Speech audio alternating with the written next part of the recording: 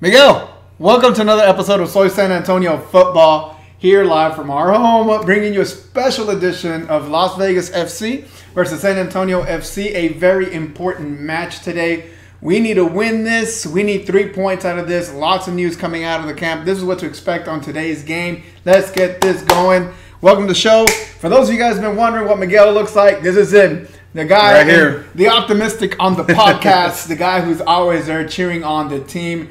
Welcome to another episode of Soy San Antonio Football. Let's get this show on the road, Miguel. Let's start off with a Lone Star. With a Lone Star beer. Cheers to all you Cheers. Mission City Firm and Crocketeers and fans that are out in Las Vegas right now. There's a pretty good group up there. I think they're going to put them up in the corner. So make sure you watch the game today. It's going to be here in about an hour, 10 p.m., ESPN 3. You don't need to log on to the website to go watch it on ESPN Plus. It's a game of the week, as it should be. We're going to be expecting a lot of good things coming out of this game.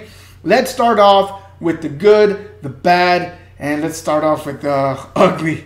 Well, even before that, hey, first of all, thank you for joining us here on live. As promised, we came up to you 9 p.m. sharp to preview the game. Yes, we are talking about the good, the bad, and the ugly, strictly SAFC tonight. So let's start off with the ugly. The big news, Kris Tyrpak. Yeah. One of the most popular players in San Antonio, in the history of San Antonio, not only with San Antonio FC, but with the San Antonio Scorpions, is gone. Mutually parted ways. Yeah. What are your thoughts on that, Benji? You know what? To me, I'm sad, but go ahead, man. I've been saying this from day one. I just don't feel right about what's going on. And you can tell. I mean, you can just tell in the players' faces that it's just not happening, that it's not really working out for anybody right now. And it's really, really worrisome as to what's going on. Listen, for us to lose Kris Tyrpak, a San Antonio FC icon, in my opinion, for him to go off on his own and just say, I'm done with this. Hey, you know what? It took 24 hours and he got picked up by Miami FC. How bad do things need to be? And Scott Borowski posted this. And I was thinking about this. I love Scott Borowski, but Scott Borowski posted this. How bad do things need to be for a person like Kris Tyrpak, who's played in the MLS, who's played in the USL, brought a championship with the Scorpions, to go down to an NPSL team and just play there? They're getting ready for the US Open Cup. To me, there says a lot about what's going on inside the camp at San Antonio FC. Yeah, of course, we're obviously speculating. We don't know what's going on inside the locker room, but when you see something like this in the middle of the season, just kind of abruptly, you know there has to be something that's going on in the locker room, whether it's leadership or at the player level. There was just a difference, an agreement and philosophy and thought pattern. Whatever it was, obviously soccer is a business as well as a sport. So you got to look at it that way. So for those of you that are angry at Kris Tyrpak for leaving, look, he had to make a personal decision, and the team had to make a decision as well. So, for those that are angry or upset at him, you I totally disagree with that. You shouldn't be. I wish him the best of luck over there at Miami FC and playing over there and everything. But, those are my thoughts on that. Yeah, I'm just going to let that go. Kris, thank you so much for what you've done here in San Antonio for us. You brought us a lot of joy, some amazing goals, some last-minute heroics. So we appreciate you very much. Good luck to you in Miami. Hopefully we don't get to see you against us. I would really hate that, but good luck to you. If it does happen, it'll be in the U.S. Open Cup, which is coming up pretty soon. It actually starts next week. Let's talk about that real quick. Who is San Antonio FC playing for the U.S. Open Cup? So they're going to be playing the winner of Lakeland, which is a Florida team, and Midland Odessa. Now, if Midland Odessa wins, we travel to Midland. Correct. To the middle of nowhere, Texas, and if Florida wins, Lakeland wins, then they'll travel to Toyota Field and play here. So, but I would really prefer for Lakeland to win, so that we have that home field advantage at least for the first round, and then it's a toss up after that whether we play at home or on the road. According to U.S. Open Cup rules, it's really much on their end whether we continue playing at home. But it's a fun tournament. If you've never watched the U.S. Open Cup, I've watched the U.S. Open Cup at the USL level. I've watched it at the MLS level. I mean, I was there when FC Dallas won the U.S. Open Cup championship in 2016. It was a great experience. Definitely check it out and follow them on Twitter and see all the latest news and notes on the U.S. Open Cup, which is actually starting in full next week. Absolutely. May is here, U.S. Open Cup. And with May comes basically almost the first quarter of season play. We're not doing good. Where are we sitting on the table right now, Miguel? Currently, we're sitting 12th. That obviously depends. Well, we're the only match tonight. So So let's put that out there real quick. On ESPN3, it is nationally televised. We are the only match on USL's docket tonight. So a lot of eyes are potentially on us tonight, so we have to do well. No, we need to get those 3 points. TV. So we're currently in 12th place, out of the playoff picture. It's not looking good. I mean, I think after 6 matches, it gives us a pretty good sample size of where we're at.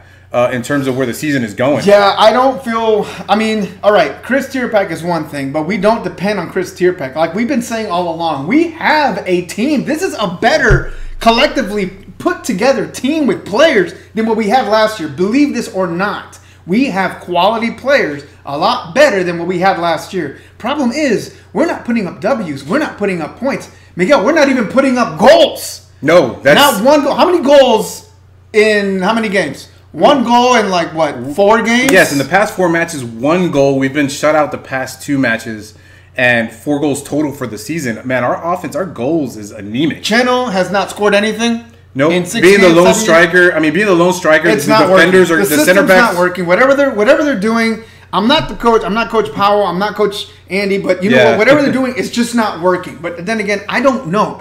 That people say trust the system. How much longer am I going to be trusting this system? Because we're really in the bottom of the pool right now. RGVFC literally beat OC 2-0, who we couldn't even beat at home. Yeah, we got crushed 3-0 at home, and then RGV, who's underneath us, below us in the table, went in and utterly destroyed Orange County 2-0. That doesn't give me any hope whatsoever. Doesn't give me any hope whatsoever. Hopefully things change around. If we get a 1-0 win out of this, I'm still not happy. 1 goal is not going to make me happy. Do I think we're going to score it? Absolutely not. But I got to maintain hope because we need these 3 points today. We need to win these games. It's going to show us what's going to happen for the rest of the season. It's going to let us know where we're at and how we're even going to compete at this level. I don't even expect us even winning round 1 of the U.S. Open Cup the way we're winning. I don't like it. Yeah, it's not looking good for SAFC at all. Our offense is just not clicking. You mentioned it earlier. We have a lot of talent on this team. I like Benji, believe that this team is actually better than it was before. But somehow we're just not meshing. I don't know what it is. There's just something lacking there that keeps us from just getting it together and getting those 3 points and winning and getting on a win streak. We need to get on a win streak. We need to get on a win streak, and it needs to happen now. It needs to happen this month if we're going to try to save anything, because it's just going to get harder and harder. We've already played these teams. We haven't even played Phoenix yet. We haven't even played Real Monarchs yet. We haven't even played... I'm not even going to get going on the top teams right now that are doing absolutely outstanding. The only teams right now that look that we can actually compete against with right now is the teams that are at the bottom of the pool with us. Yeah, the Portland Timber 2s, the LA Galaxy 2s, and Tulsa. The RGVs. Good old Tulsa, yeah. Not doing well right now, but this is what we expect. Las Vegas FC has a completely different system than everybody else. They are very offensive minded, and that coach that they have is known for his crazy antics. So expect a lot of drama tonight in the game. Freddie Adu will be playing. Yep. So that's another, side note there. Freddie Adu is going to be on the game for Las Vegas. They've been scoring a lot of goals because that's what they do. They go forward, they attack, they work on the counter. And if you notice Las Vegas in the games, Miguel, if you've been watching, they really don't throw themselves back to defend. No, the most recent game I watched was against Portland, the Timbers 2. They were pushing forward pretty much the entire game.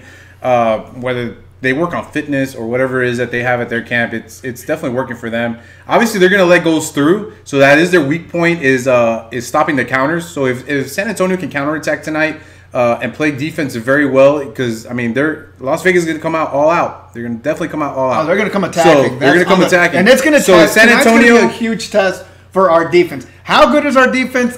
Not good, because we've been getting scored on like crazy. We got quality defenders, no doubt about it. But again, Cyprian Hedrick not even in the roster. Again, how much longer are we going to deal with the Kings? How much longer are we going to deal with? And I love them to death. I support my team, but right now this defense is not working. No, there was several times last week in Fresno where the back four just stood there and watched the play happen around them, and then Diego single-handedly saved the game. Diego stole 2 points away from Fresno because Fresno should have got 3 points. Yeah, they should last week. Diego himself, but Diego had the best game of the year, recorded 6 saves. If not, we would have easily lost 2-3 3-0 last week. That should have been, again, I agree with you. I was looking at some of these statistics here. That should have been something that we should have absolutely lost. But again, Diego Restrepo, USL Keeper of the Year. For those of you guys bashing him. And USL Keeper of the Week. And the week. So you guys bashing him because of all these things. Folks, think about it. The man's working with a defense that we don't even know where it came from. This is a 180 from what we were used to last year. I mean, this is completely different. And the man is by himself. And I feel like he is left by himself to defend himself. Because I remember, let's talk about that one moment where Diego came out with the ball and it almost got taken away. Yeah. He was looking, this is past week when we saw him.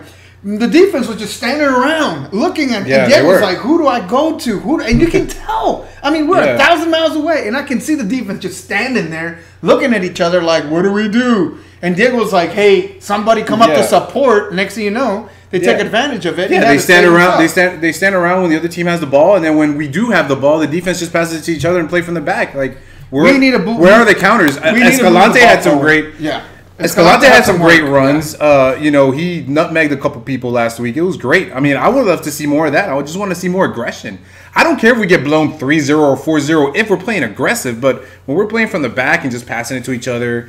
And there's just no spirit in the team. We're just standing around. Just standing. And we're doing these 0-0 draws or 1-0 losses. With 80% passing rating. Great. Yeah. Wow. Well, we ain't putting goals. I could care less. Pull me some goals. Goals are going to get us points. Goals are going to make a difference when it becomes a tiebreaker or we split the season with another team. Goal differentials make the difference, and we're not scoring them. So hopefully today we put 3 on Las Vegas. Shock the West and say, oh, wait a second, there's San Antonio FC. That's the team we were expecting to see. That's the one that we've known that's been dangerous. Yeah. That's the reason why they went on the offseason and gathered all these phenomenal players like Mikey, like Christensen, like King, like these are great players, Luca, my goodness, I can go on and so many names that we have. Even our young players like Connor Presley and Ethan Bryan, who has. Where's Alex Bruce? Yeah, Where Alex is Bruce? Alex Bruce? I mean, we remember seeing him over in Dallas, FC Dallas preview. The preseason match. Preseason game. And Alex Bruce did an amazing job. Where are these players? Castillo's playing well. Escalante's playing well. They're playing with their hearts. They're playing with their hearts, But we're just expecting another game. That's what to expect today. It's a very, very pressured game right now. They're expecting to really put forth an effort. I say this is sink or swim for San Antonio FC. You don't want to come back home. And I'm not saying about the team, but if I was on the team, if I was part of the membership, if I was part of the leadership there, Miguel, I don't want to come home off barely doing something against Fresno and then losing to Las Vegas and not winning. No, because if we lose tonight, there will be teams that are behind us in the table that will surpass us. And Cinco de Mayo is not going to be fun. No, it will not be. It will not be fun, and I want it to be great. I want hope. I want Cinco de Mayo in San Antonio FC. That's going to be our next match. We are facing. We play Fresno again. We play Fresno again. Round 2 against Fresno. So this is going to be This is going to be really cool because if you notice the Fresno game, they're very, very, very, very Hispanic sponsored, La Mexicana with cumbias and hot. Yeah. So they were on national TV. We'll see if we're going to be on national TV. See how SAFC Toyota Field responds to Fresno out there doing an amazing job and putting up a great soccer atmosphere. Our time is almost up. 15 minutes is what we're going to preview here. Stay tuned. 10 p.m. On ESPN 3. San Antonio FC versus Las Vegas FC. Miguel, let's finish it off. Predictions. Just quick. Before the predictions, just shout out to Mission City Firm. Yes. 210. All you guys that are out there in Vegas right now. Rocketeers. Fans, all the fans that are out there. Look, make the trip to Vegas. Y'all be loud tonight. Make your presence known for the boys. Let them know that you're out there to support. Absolutely. Show them some love tonight. Yeah, I know we've been a little bit critical, but we see it as constructive criticism. Yeah, but we freaking love our team, man. We Absolutely, do. And as buenas y las malas, we're gonna be with San Antonio 100%, all the freaking way. 100%. So if you're out there right now, if you're watching this in Las Vegas right now, go ahead and cheer those boys on. We will definitely. Cheers, guys. Yeah, absolutely. Cheers to all you guys. For all you guys that made the trip out there, and look, we're gonna make sure we get a picture of you guys up on the little corner. I'm pretty sure they're gonna have you guys way up there. Yeah, we're gonna be here at home. I got some chile in the crock pot. We're gonna have some fajitas. There you go. We got a couple people coming over to watch the game, so it's gonna be a good time for us tonight. Let's get those 3 points. My prediction is, you know what? I'm gonna say the optimistic. We're gonna get a 3-1 victory tonight. You're gonna 3-1. I say 3-1 victory. Goodness, man. You know what? I'm going to say it's going to be a 2-1. It's going to 2-1. I think we come from behind and score one late. I think Mikey Lopez. I think Mikey Lopez does work. I think Rafa Castillo is going to do work. Let's see how the defense responds the first 15 minutes. That's going to show me a lot. If the defense can move the ball up into the midfield against a very aggressive, very packed midfield attacking-minded soccer team that is Las Vegas FC, then we're going to be having a decent game. Hopefully, we don't go down at the half, but if we do, it's going to be... We need to score first. If we score first, it'll set the tempo tonight. That'll show me that we're different. Let's wait for these formations to come out. Stay tuned to San Antonio FC. Again, we want to thank the Soccer Factory for yesterday, letting us be out there for our 2-Minute Thursday. Hopefully, folks enjoyed it. Let us know if you want to be part of it. Inbox us, and we will definitely get you on there. And we see you all, folks, on there. Thomas St. George, thanks for tuning in to our episode on Facebook Live. We're actually going live on 3 platforms: YouTube, Periscope, and Facebook. So that way you don't miss us in any platforms. Miguel? Yep. Happy football game, Bubba. Happy, man. Yep. Let's get those 3 points, man. SAFC over everything. Let's go.